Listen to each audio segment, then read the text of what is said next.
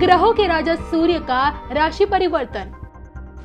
वृषभ से मिथुन में प्रवेश करेंगे सूर्य। 30 दिनों का सूर्य का गोचर 12 राशियों के लिए कैसा रहेगा? किनकी मान प्रतिष्ठा में होगी वृद्धि? किनकी शोहरत में होगा इजाफा? किनकी सरकारी नौकरी लगेगी? किनको मिलेगा राजा जैसा जीवन? देखिए सिर्फ धर्म ज्ञान पर। नमस्कार, धर्म ज्ञान के दर्शकों का स्वागत है। मैं कविता राणा, मेरे साथ हमेशा की तरह मौजूद है आचार्य मयंक शर्मा जी। धन्यवाद कविता जी। धर्म ज्ञान के सभी दर्शकों को बहुत बहुत नमस्कार। इस 15 जून से ग्रहों के राजा सूर्य का राशि परिवर्तन हो रहा है। सूर्य जो कि आत्मा के, राजनीति के, मान प्रतिष्ठा के सबसे बड़े कारक माने जाते हैं, ग्रहों के राजा हैं। तो जब इनका आशीर्वाद होता है तो व्यक्ति राजा के समान अपना जीवन व्यतीत करता है। और इस बार इनका जो राशि परिवर्तन हो रहा है उसमें ये वृषभ से मिथुन में प्रवेश कर जाएंगे। और ऐसे में वृषभ से मिथुन राशि में सूर्य का ये महागोचर 12 की 12 राशियों के लिए क्या कुछ लेकर आ रहा है कि लोगों के जीवन में सूर्य के उजाले से अपार धन दौलत खुशियाँ आने वाली हैं और किन लोगों को थोड़ी बहुत मुश्किलों का सामना करना पड़ सकता है सूर्य के इस महागोचर में, यही आज हम जानेंगे मयंक शर्मा जी से। लेकिन आइए सबसे पहले हमेशा की तरह ये समझने की कोशिश करते हैं ग्रहों के राजा सूर्य का हमारे अस्तित्व से क्या कनेक्शन होता है, हमसे क्या संबंध है उनका, बताइए मयंक जी। देखिए, चंद्रमा जैसे हमारे मन का कारक होता है कविता जी, वैसे सूर्य जो है हमारी आत्मा का कारक है जी। और अगर हमारी आत्मा को कष्ट पहुंचेगा तो हमारे पूरे शरीर को कष्ट पहुंचता है। और कहते हैं कि सूर्य एक ऐसा ग्रह है, अगर किसी व्यक्ति की कुंडली में सूर्य मजबूत है जी तो उसको राज सत्ता हासिल होती है, मान सम्मान की प्राप्ति होती है, वो व्यक्ति राजा बन जाता है। अब आप देखिए, राजा के पास किसी तरह की चीज़ों की कमी नहीं होती है, बिल्कुल सभी सुख सुविधाएं ऐश्वर्यपूर्ण जीवन व्यतीत करते हैं।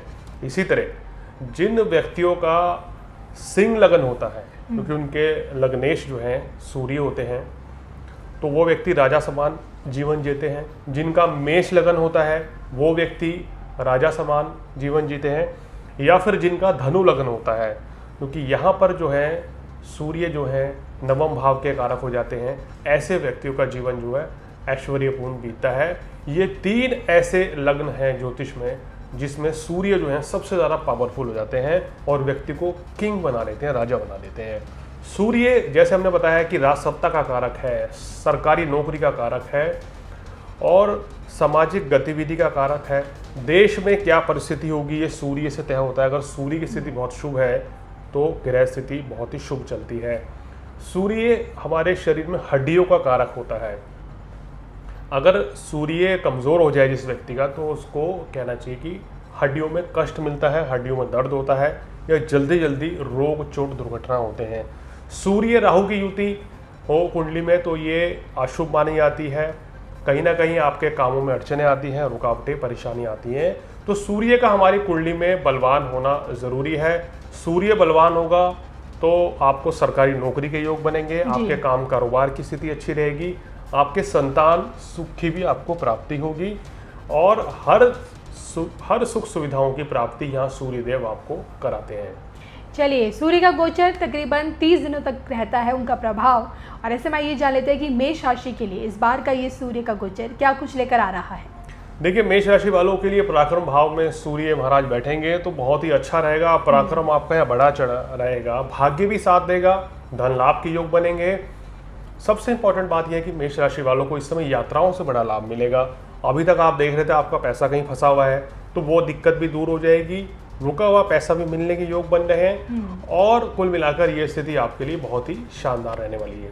चलिए, ये तो बात हुई कि मेष राशि पे कैसा रहेगा सूर्य का ये गोचर। अब बात करते हैं वृषभ की, क्योंकि यहाँ से सूर्य जा रहे हैं। मयंक जी, क्या लगता है इनके लिए कैसा रहेगा? देखिए, वृषभ राशि वालों के लिए ये जो गोचर रहेगा ये पहले से बहुत ही ज़्यादा लाभदायक साबित होगा। आपके अंदर क्रोध की अधिकता थी या अगर आपके वैवाहिक जीवन में कोई तनावपूर्ण स्थितियां बन रही थी तो वो दूर हो जाएंगी और धन लाभ के यहाँ योग भी बनते हुए नजर आ रहे हैं।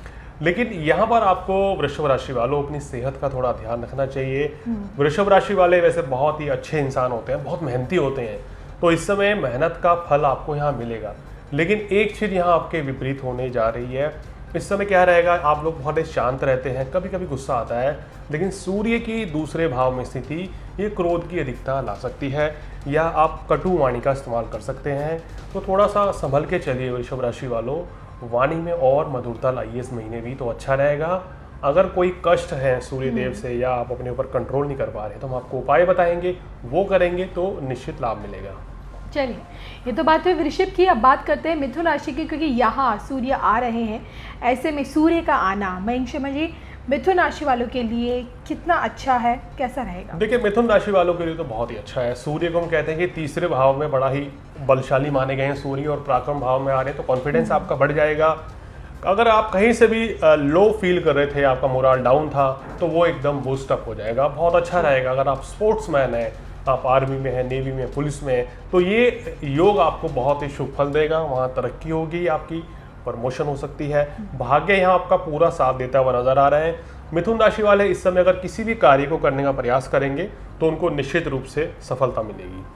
बात करते हैं अब हम कर्क राशि की। कर्क राशि वालों के लिए कैसा रहेगा ग्रहों के राजा सूर्य का ये महागोचर? देखिए, कर्क राशि वालों, आपकी कुंडली में सूर्य देव जो है धन के कारक हैं और वो 12वें भाव में चले गए हैं। तो देखिए, इस समय धन खर्च कुछ अधिक ही रहेगा। आप देखेंगे इस पूरे महीने में पैसा आप कमाएंगे बहुत, क्योंकि स्थिति आपकी बड़ी शुभ है, लाभ कमाने के प्रबल योग बन रहे हैं। लेकिन वो पैसा इस महीने कुछ ज़्यादा खर्च होगा। हो सकता है कि आप सुख साधन पर खर्च कर लें, या कहीं घूमने फिरने की योजना बना सकते हैं परिवार के साथ, तो इस तरीके से खर्च होगा। अब ये खर्च होता है तो जायज़ है, लेकिन यहाँ पर मैं आपको 2 सलाह दूंगा कि फिजूल खर्ची में पैसा व्यय ना करें, उस चीज़ से बचें, और किसी को पैसा अभी उधार ना दें, तो आपके लिए ये बेहतर रहेगा। इसके अलावा काम कारोबार की स्थिति आपके लिए बहुत अच्छी रहेगी। विदेश जाने के लिए सुनहरा मौका है। हो सकता है कि इस महीने के अंदर कर्क राशि वालों को कोई गुड न्यूज़ मिले कि उनको विदेश से कोई जॉब का बुलावा आ गया है, या स्टूडेंट्स को कोई वहाँ एडमिशन मिल गया है। तो खुशखबरी आपको किसी भी रूप में मिलेगी जो कि विदेश से संबंधित होगी। चलिए, सूर्य का उजाला सिंह राशि वाले जातकों के लिए, जिनके स्वामी ही सूर्य हैं, उनके लिए कैसा है? सिंह राशि वालों, आपकी राशि के स्वामी सूर्य हैं, जैसे कविता जी ने अभी आपको बताया, और सूर्य आपके लाभ स्थान में आके बैठ रहे हैं। बहुत ही सुंदर ये राजयोग बनेगा। और सूर्य जब मिथुन राशि में होता है तो इसको बुधादित्य राजयोग से कम नहीं मानना चाहिए, क्योंकि बुध की राशि बिल्कुल मिथुन हो गई। बिल्कुल सही फरमाया आपने। और इस समय सूर्य से प्रभावित लोगों को, सिंह राशि वालों को लाभ ही लाभ मिलने वाला है। व्यापार में जबरदस्त धन लाभ होगा जी।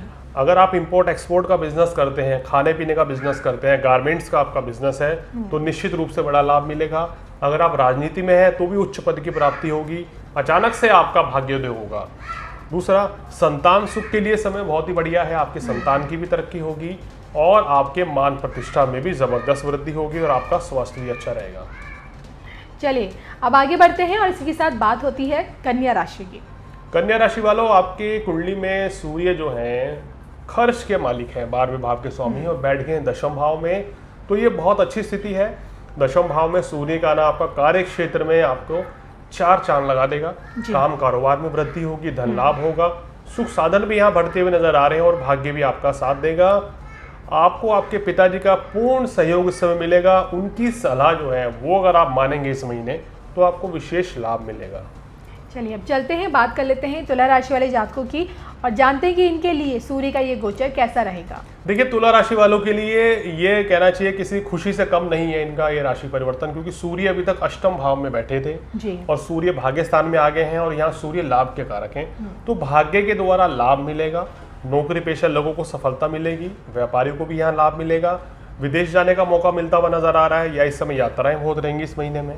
काम कारोबार की स्थिति बहुत अच्छी है, और आपका पराक्रम भी बढ़ा रहेगा, और धन लाभ के भी पूर्ण संयोग बनते हुए नजर आ रहे हैं। तो कुल मिलाकर तुला राशि वालों के लिए ये समय बहुत ही उत्तम है। मयंक जी, वृश्चिक राशि के लिए? देखिए, वृश्चिक राशि वालों के लिए अब 8वें भाव में चले गए हैं सूर्य देव, तो यहाँ आपको थोड़ा सा ध्यान रखना पड़ेगा, क्योंकि यहाँ 10वें भाव के मालिक हैं जी। तो कार्य क्षेत्र में कोई लापरवाही बिल्कुल नहीं करनी चाहिए आपको। जो काम आपको मिला है उसको ईमानदारी से समय से पूरा करें तो आपके लिए अच्छा होगा।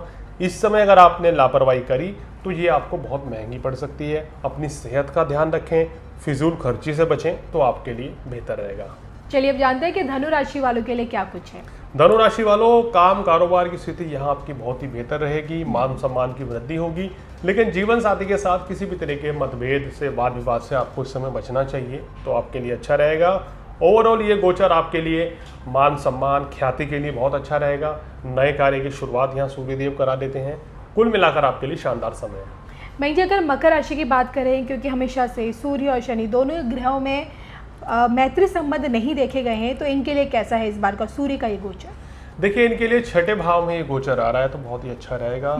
शत्रु बाधा से मुक्ति मिलेगी। अगर कोई कोर्ट कचहरी के मुकदमे चल रहे हैं तो वो फैसले जो है आपके पक्ष में आएंगे। धन लाभ के योग बन रहे हैं। आपकी आर्थिक स्थिति भी इस समय बेहतर रहती हुई नजर आ रही है। तो कुल मिलाकर ये समय आपके लिए बहुत ही अच्छा रहेगा। लेकिन क्या इस समय करें, क्या सावधानी बरतें आप? फिजूल खर्ची से आप बचें। क्रोध की अधिकता से इस समय मकर राशि वालों को बचना चाहिए, ये मेरी इनको सलाह है।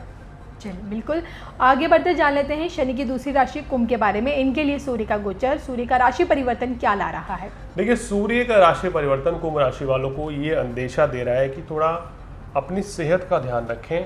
खान पान पर इस महीने आपको संयम बरतना पड़ेगा। हालांकि काम कारोबार की बात करें, नौकरी पेशा लोगों की बात करें तो धन लाभ के प्रबल योग बनते हुए नजर आ रहे हैं जी। और आपको अच्छा खासा फायदा होगा। नए कार्य की शुरुआत अगर कुंभ राशि वाले करना चाहते हैं तो अभी कुछ समय रुकना चाहिए, तो इनके लिए बेहतर रहेगा।